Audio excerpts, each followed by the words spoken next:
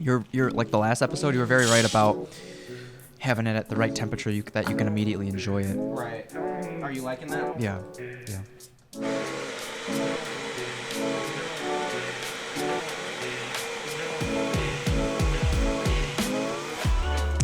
It's like cream cheese, bro. Really? It's like not chivy, but like it's cream cheese. It's so creamy. Like, Yeah. oh my god, so luscious. That's good. Very velvety. Does it have like a little sourness like cream cheese?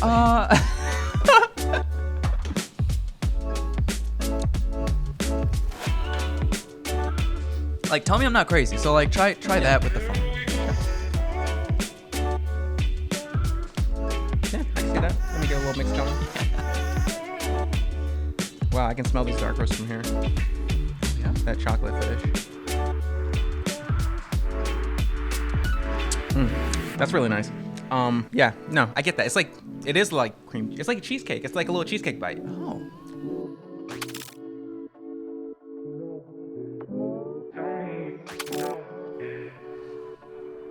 Welcome to episode 26 of the Sultan of Slow Drip. I'm your host, as always, the Sultan of Slow Drip, joined by Victor. Hey, what's up, guys? Chilling here. No Dibs related violence on my end. I know we had a snowstorm and everything. Tires. Yeah, nothing. Was this the first year I noticed that aldermans around the city were picking up trash, or like they were sharing that they were going to pick up your trash that you left on the streets. So for the non-Chicagoans, basically we have this thing in Chicago called Dibs, where whenever it snows big, which it did, we got like 8 inches or so of snow one day, in certain and parts then, of the city. Yeah. Yeah.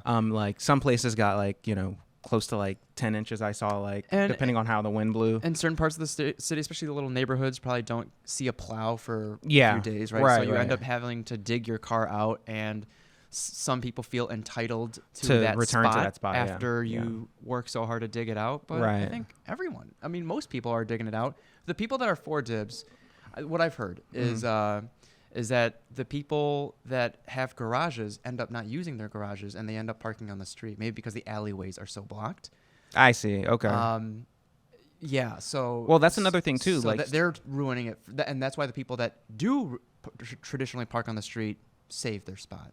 Oh, I mean, that makes a little bit of sense, but it also doesn't at the same time, because it's how do you know that that's what people are doing? I know. It's a sense of entitlement. Right. I mean, and another thing too, I think when it snowed here, I went and shoveled my own snow, like my whole driveway and everything, which is a pretty big back area, but I also shoveled the alley.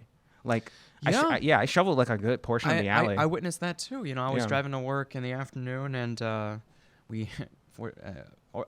depending on how you look at it, fortunately or unfortunately, didn't cancel class. But as I was arriving to find a spot, I was worried that it would be hard because a lot of people were calling dibs. Mm-hmm. But there were a lot of neighbors shoveling each other out, like walking around the block with a shovel, and because cars were getting stuck, so they would shovel each other out, and they were so helpful. Mm-hmm. So I did see a lot of proactive neighborliness going on as well. I mean, I'm a big believer in shoveling the commons. I have area for when people load out their cars. Yeah. I shovel that walkway going to the street as well. I did it for, what did I do? The bus stop. Yeah. They don't have to climb over this mountain to get the bus. And I saw the FedEx drivers really appreciated that kind of stuff. So, that goes a long way, guys. It really does. Yeah. I mean, it's one thing to be like, oh yeah, everybody should be paying more taxes so we can redistribute all that money. But it's another thing to just go out and actually help your neighbors.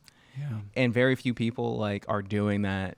You see it, but I don't want to act like that's not happening at all. Use it as an opportunity to meet your neighbors. Use it as an opportunity because how many of your neighbors do you really even know? Yeah, it's tough, right, in the city. Right. Yeah, but the reason I bring this up is because I saw a report that apparently Dibs cases where the police actually have to show up on average are more violent than road rage incidents. Oh. Yeah, so if the cops have to show up for a road rage incident in Chicago, there's a certain amount of violence that's associated with that. What I'd be scared of is just your tires are slashed and you don't know who did it. Yeah, your tires are slashed or your windows are busted out. I think what happens is, honestly, someone calls dibs, a person takes their dibs, and then that person vandalizes the car and they get caught vandalizing, and then now you have yourself. I think that's where the violence comes in, because now you walk in on someone slashing your tires or busting out your window, and then someone calls the cops because you guys are out fighting. That's crazy, because what if someone else moved your shit? You were gone for the day, someone moved your shit, parked, already left, and then another person came in. I'm totally guilty of that. Like, I had my like Joker moment where I was just like going down the block, just like grabbing Dibs and just throwing them into like the biggest snowbank I can find, and like, fuck you. Trash. This is trash. I'm like, this is trash. Kicking it like, this is trash. Get this out of the street. So yeah, because I don't appreciate Dibs at all. I never call Dibs ever, even when I work my ass off to shovel my car out. Right. Because this is my standing philosophy about Dibs, and then we'll move on. I'm very people in Chicago are passionate about Dibs. They are. Whether one way or another, right? Exactly. Yeah. It's there is no I'm indifferent to Dibs. Against it, yeah. But in any case, though, there's only one form of Dibs in my opinion, and that is a paid reserved parking spot, whether it be a garage or something that has a little placard with your name on it that you pay for or you own in some way, that gives you Dibs. And then also because this is one thing that I notice a lot on my block. When it snowed, a lot of people simply did not move their cars. That too. Or right? don't drive. They just don't drive. So in my opinion, the shoveling part is not that you are such a great person that you decided you wanted to shovel this spot out and now you feel entitled to it. It is you needed to use your car more than you didn't need to use it. Yeah. That's all it is. Yeah. You just needed to use your car more than you didn't. Because if you didn't have to use it, you'd be happy to just leave it there. So many people do. So a lot of us are in the same boat, guys. Yeah. But in any case, though, I've been getting a lot of really good feedback on the last episode we did about the cappuccinos. People are already like pre-arranging their barter with me. Oh, are they? It's really interesting. What are people bringing in? They're like, oh, would you like homemade syrups? I can mail you some really awesome beans that I got from my neighbor who's from Ethiopia. Oh, wow. All kinds of different offers. Like when I make my deliveries as well, wholesale accounts are like, hey, can't wait to come over and get a cappuccino. So nice.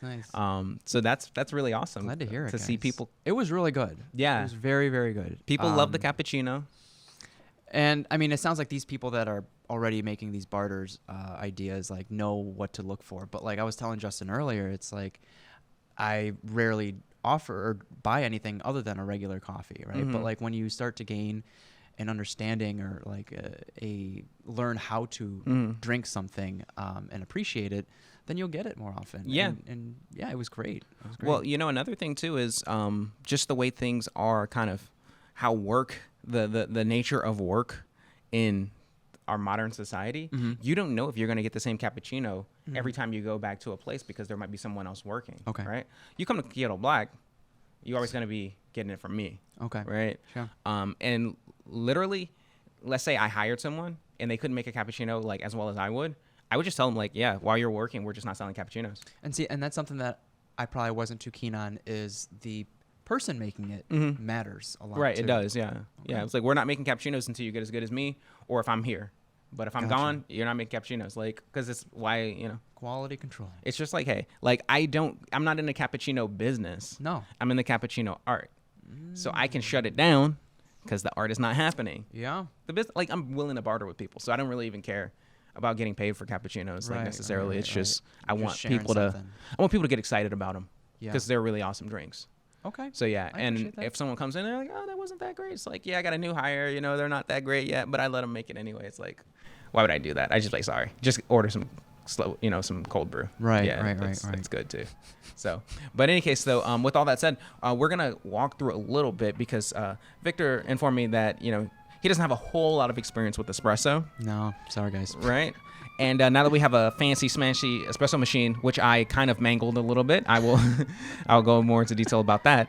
We're going to taste some espresso, light and dark roast. Just compare that, like really simple, using my flagship black label and my flagship purple label beans, just as the two comparisons. Yeah. Because in a few previous episodes, we've talked about like what does it mean to be an espresso roast, right? Yeah. So, there's no such thing. Yeah. Okay. Yep. No such thing, right? So no like this episode, kind of like.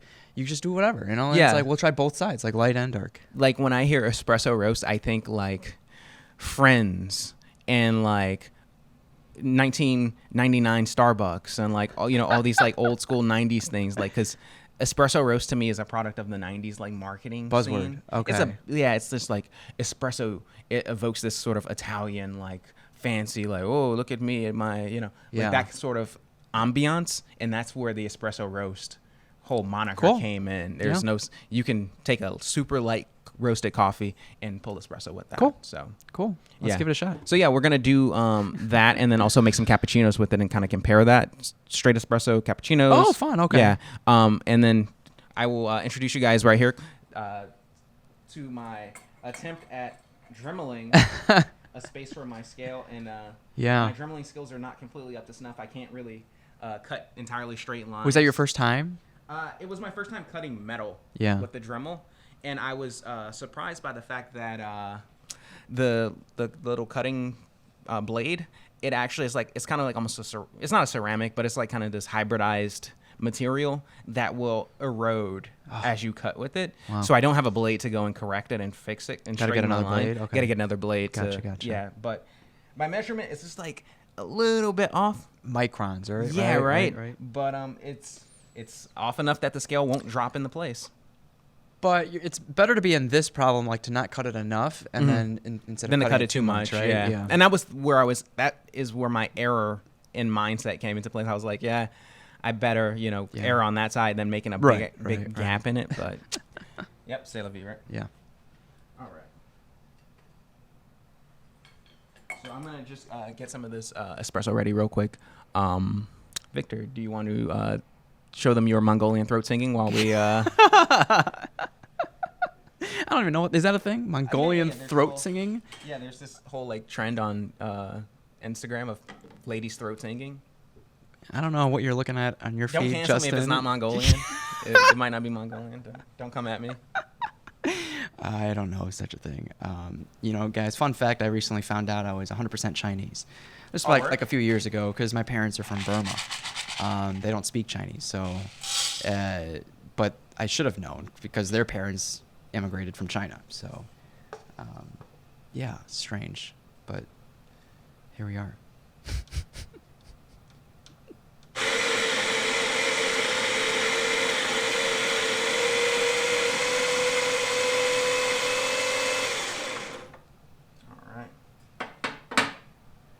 Are you still liking that grinder? I love it. Yeah, the grinder's awesome. All right. Let's get everything on.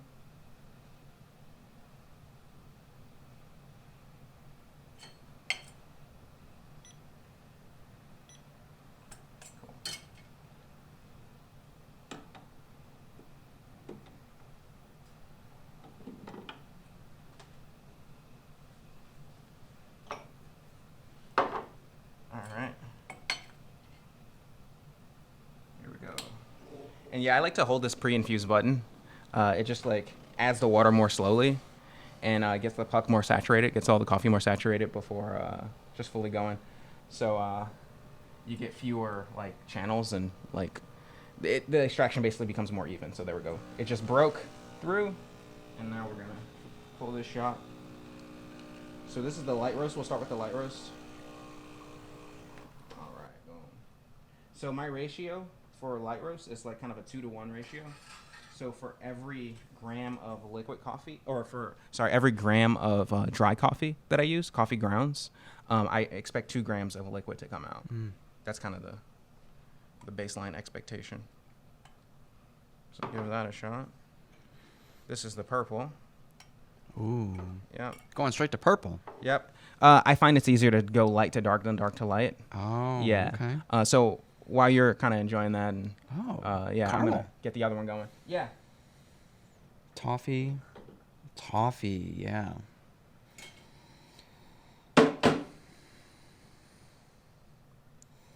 Yeah, Purple Label has like a lot of caramel notes when you pull it as an espresso. It's a little less light than when it's done as a Kyoto style.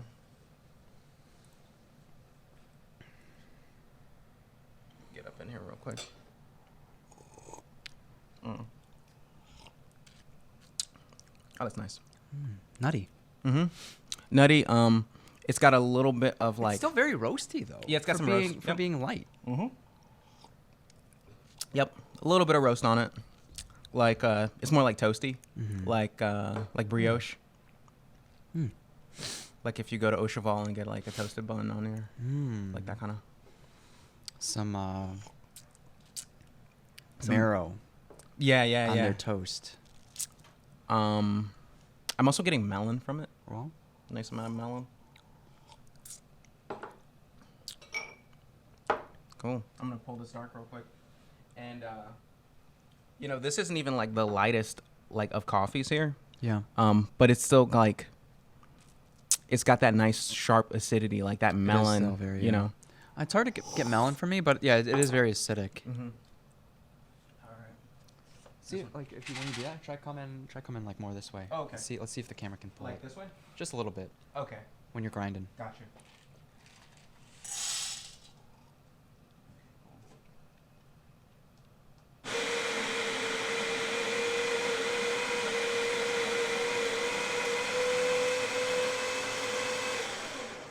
All right. That's the black label here.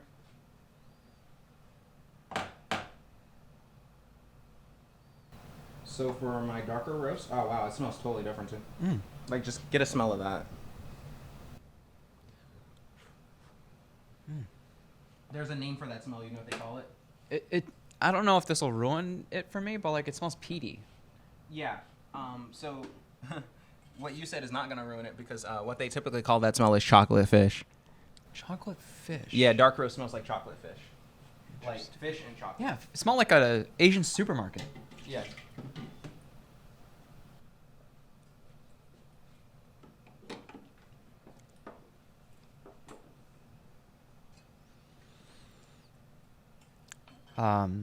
Which reminds me of Justin and I were talking about pho, and Pho Nam Lua in Lincolnwood is Oh yeah. fire. Super fun. It is fire. Super duper fun. My friend introduced. He finally had me try the oxtail pho. Oh, that's so good. Oh, It's the best. and a while ago, Justin had me try menudo from a local joint, and that tripe was like butter Oh yeah. as well. Really well made tripe is just like Yeah, I'm usually not for things that are kind of gamey or chewy, but that was not chewy at all. wow. And what did we learn from the cheese episode? Try something 3 times. You got to try it 3 times, at least. Actually, it's funny. My daughter watches a show called Pete the Cat. Okay. She's 2, and it was made by like Elvis Costello. It's not made by Elvis Costello, but he's like one of the voice actors and stuff. And it's like features music. It's Oh, cool. a lot of singing. It's like childhood lessons and stuff like that. But they have this one episode where this one of the characters doesn't like some sort of food, so they sing this song for him called the 3-bite rule. Nice. Where they're like, you got to try something 3 times. Nice. Even if you don't like it, just to make sure you don't like it. It's so pretty. Yeah. So now this is the dark roast. Okay, so it doesn't smell as peaty anymore. No peat. Very much more roasty than Yeah, the more light one. Yeah, more roasty, a little malty in a way. Like those Whoppers, the chocolate covered malt candies. Yeah. It kind of smells like that a bit. Like the Lindt truffles, or No, like the ones that you get at the movies. Just like chocolate with like this kind of puffy malted like wafer. It's a ball. You know what I'm talking about? kind of. Yeah. It's almost like the Rocher, the Yeah, Ferrero. yeah, Yeah. So it's like that, but not as good, or hazelnut, like that. Yeah.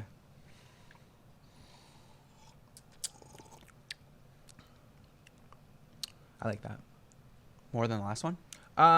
No, but I don't know. I gotta sit with it, I think. I have to set my expectations for what a dark roast is gonna give me. So when they say espresso roast, is it usually on the lighter side or darker side? Usually dark. Oh. Usually it means burnt. Well, oh. Like in my parlance, when someone says espresso roast, I'm like, oh, you mean burnt? Yeah. Because if you look at this is like, it's roasty, but it's still not like so oppressive.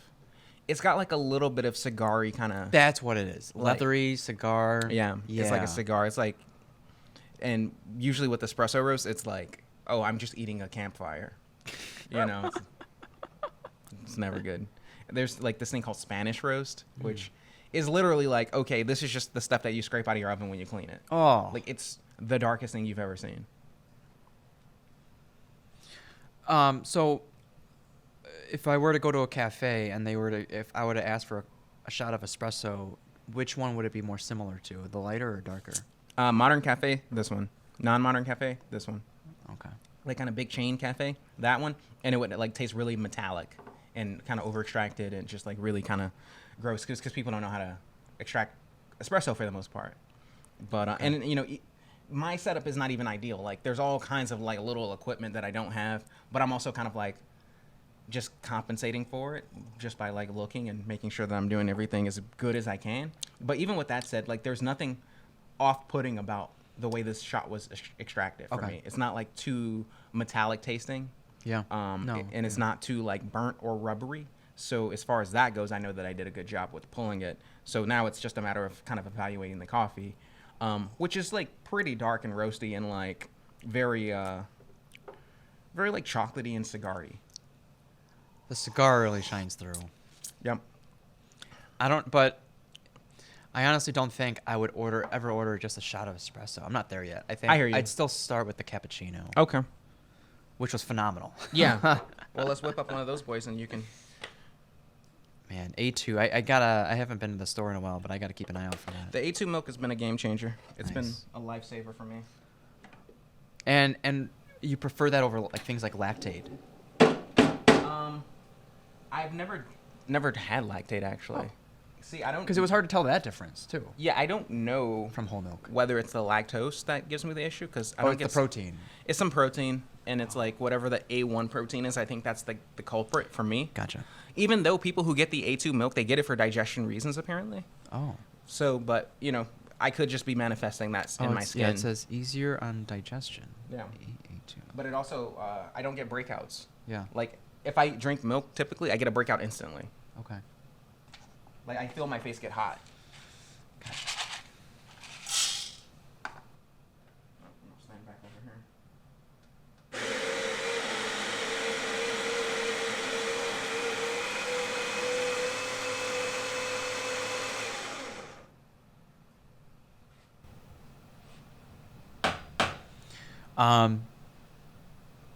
By the way, guys, I'm sure you all heard, mask mandate is slowly or partially lifting by the end of the month.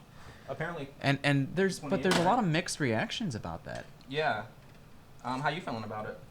I feel okay with it. Like the whole mandate situation. If you want to wear a mask, continue wearing the mask. Yeah. That's kind of how I feel, honestly. It's like, I'm never going to yell at you or say, like, why are you wearing a mask? And if I was physically coughing or sneezing, I'll wear a mask. Right. That was always the standard, like, for the longest time. That if you needed a mask, you wore one, and if you didn't, you didn't. Like, when I was in Asia, they wore masks optionally. Like, they would just say, hey, I'm sick, so I'm going to wear a mask. I think the hesitancy or the reluctance to lift this mandate from a lot of people are stemming from seeing the resurgence of the number of sick people after the last time it was kind of lifted. But I think by now a lot of people have gotten sick. Yeah. I mean, we can't act like when you get sick you don't develop some sort of immunity to it. It's like, that's just basic, like, life. So that has to be factored in, I think, in some way. I saw a headline the other day about the booster shot only lasting 4 months. Yeah. And some people might need a fourth shot. Well, if you think about it, all the shots have only lasted 4 months. Otherwise you wouldn't need them. They're all kind of boosters. Yeah. I mean, if you think about it. Yeah. Only time will tell, right, guys? Yeah. I mean, it's just like, if we see another spike after this partial lift. that kind of is what it is too. It's like. And you know what's crazy is like the hypocrisy of like certain events that don't criticize the people at the event for not wearing a mask. It's that's what's like interesting to me. Well, I mean, we've all had this experience now, where you go out to like a place, like a restaurant or whatever, and it's like, okay, if I'm at the 4.5 or the 5.5 or above level, I'm wearing a mask. But if I'm seated, I'm able to take my mask off. And it's like the air is the air, though. But people act like, oh, I'm going to do all this stuff, unmask, and then, oh, let me get up and put on my mask. It's just it's for social norms. It's social etiquette. That's what it's become. it's borderline cult behavior because it's like... Well, you don't want to be shamed. Exactly. And it's like, it's not scientific anymore. Come on. That part is not scientific. If you want people to wear a mask all the time, that would at least be like somewhat scientific, even though... Well, if you were truly concerned, wear a better mask. You know, wear that N95. You've been practicing your art? A little bit. This looks great. There you go. That looks really good. Should I get that on camera? It's gonna be hard. You're gonna bring it by the espresso machine. It's gonna be tough. Yes. Not happening. Oh well. I'll get it for the gram. Yeah, right. Vic's gonna get that for the gram. All right. Let's get some microphone action and no, let's just get this.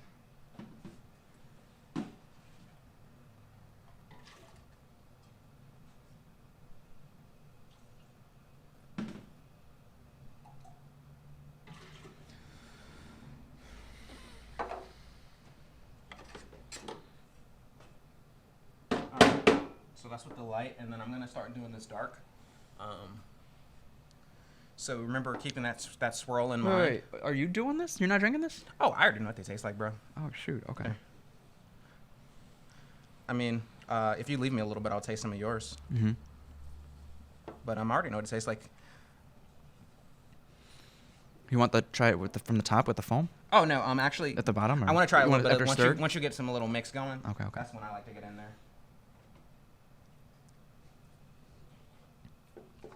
You're like the last episode. You were very right about having it at the right temperature that you can immediately enjoy it. Right. Are you liking that? Yeah.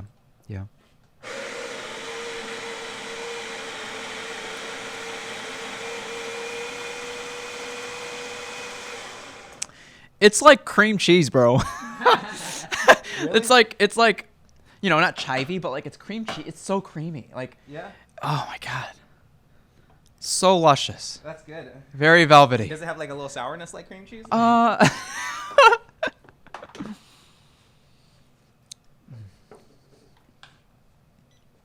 Like, tell me I'm not crazy. So like, try that with the foam. Yeah, sure. Yeah, I can see that. Let me get a little mix going. Yeah. Wow, I can smell this dark roast from here. Oh yeah. That chocolate fish. That's really nice. Yeah, no, I get that. It is like cream. It's like a cheesecake. It's like a little cheesecake bite. Oh. Especially once you reincorporate the foam and it gets a little smoother again. That's really nice. That's really, really good, guys. Yeah. God, I cannot wait. You said April? That's it's gonna be here before you know it, Bro, yeah, guys. that's, oh my! Like basically 2 months away. Like I was catching up with some people, and like the last time I saw these people was New Year's, but it felt like yesterday. Yeah. And it's insane how fast it's already flying by. It is, man. Yeah, time is not waiting for any man.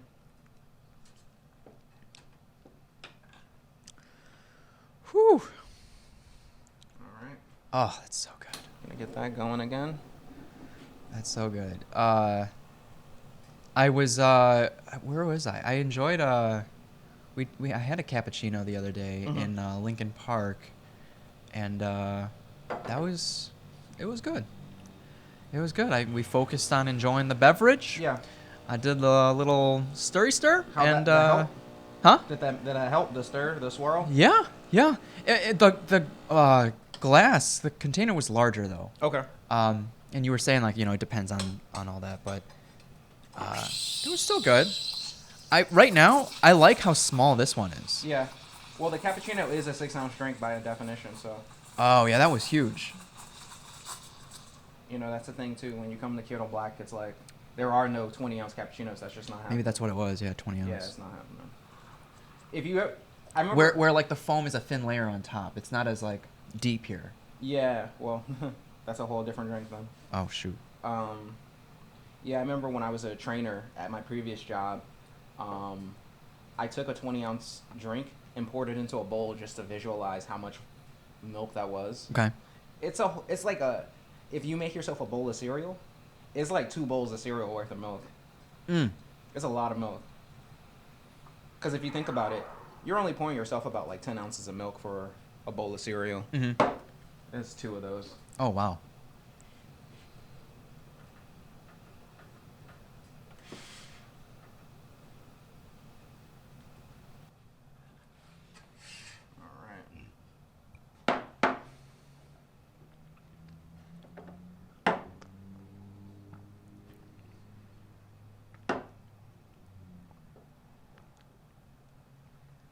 So you tap to get all the bubbles out of the milk? Mm-hmm. Okay. Oh, I just noticed that you like slide it back and forth. There you go. Okay. It looks darker. Yeah, it does. Yeah.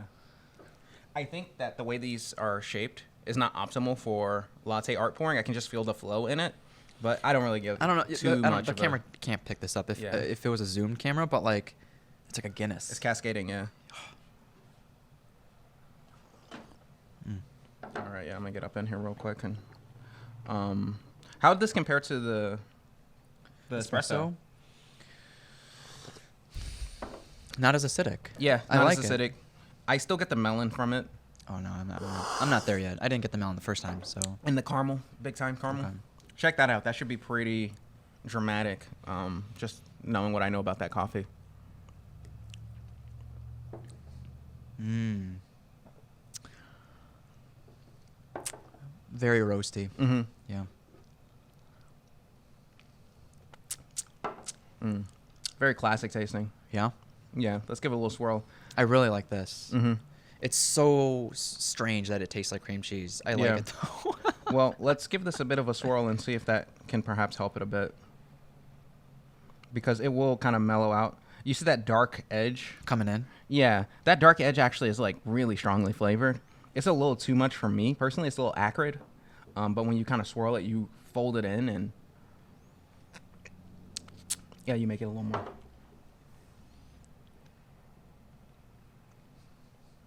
You know what I'm saying? Like, and I would even. That's enjoyable. Yeah. Yeah, I would even. But it's just like, I don't know.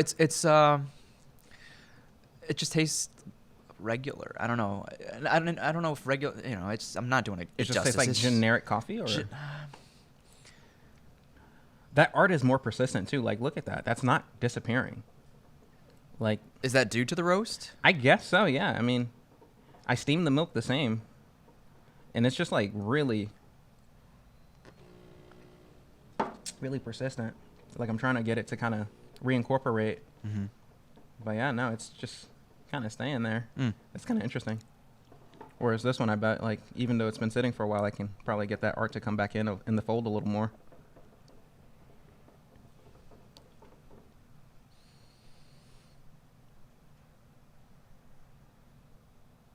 Yeah, it's starting to fade a little bit. Yeah, that's weird. Yeah. Yep, that's...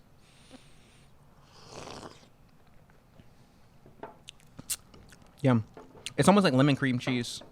Lemon cream cheese? Yeah, like lemon cheesecake bites. Oh. You know what I'm saying? Like, you've had a lemon cheesecake before, right? Oh, it's incredible. Like, just cheesecake with, like, lemon. Where did we go? Beard and Belly? Do they have that? I don't think they have cheesecake. Just pies, right? They have pies and, yeah, cookies. Yeah, I don't think they have cheesecake, though. Wait. Okay. It's hard to go back from this. Yeah, I'm just getting, like, a lot of nutty chocolatiness from this. You're not really feeling it? No, it's not that I'm not feeling it. It tastes like coffee and cream. I don't know. Just with like frothy cream. I don't know. Just Okay, yeah. Yeah, once I, like, really get it all over my palate, it's kind of one note. But it's not bad. It's not bad. I No. think, like, if you had this, But it would have been hard to go from this from that. It's like it's hard for me to take, and maybe we're at the bottom too. But like it's hard for me to distinguish this from this now after having this. Oh yeah, it like kind of oppressed your palate a little bit. Yeah, I got you.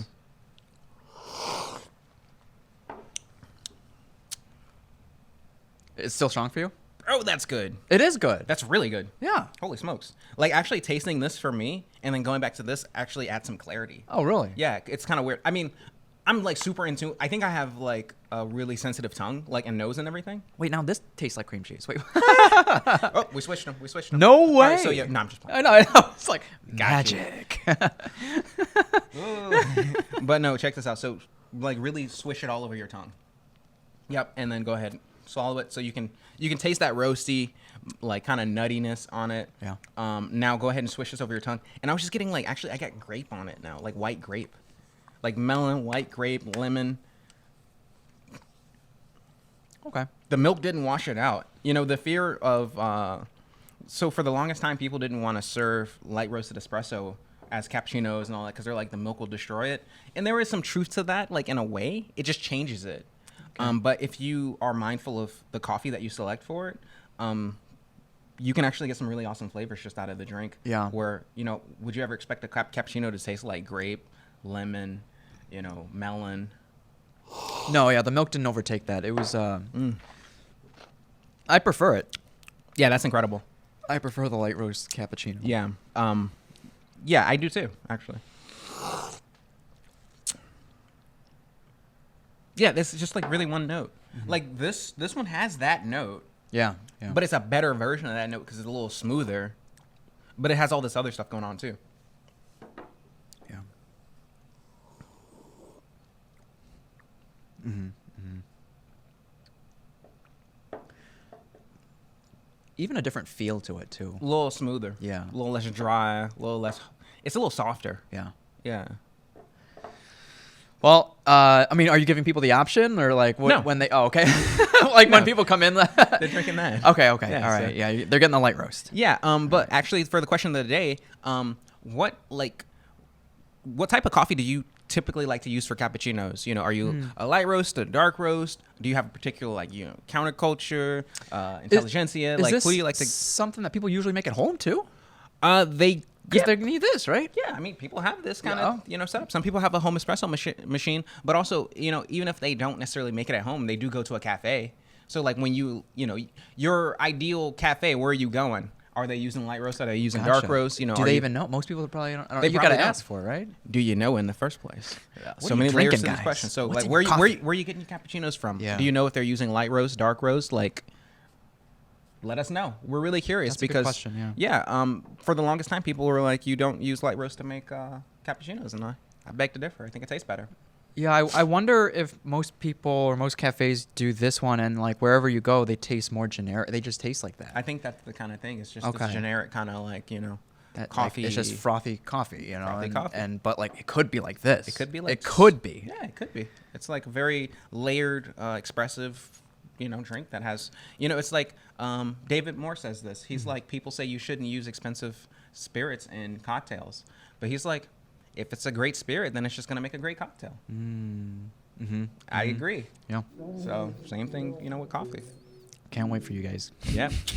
April, coming soon. Woo. Cappuccinos. Think about those barter ideas. I mean, I want cool stuff. If it's not cool, I might say no to you. I might be like, all right, I'm going to need about $350. Because this isn't cool enough. Just kidding. Thanks for tuning in, guys.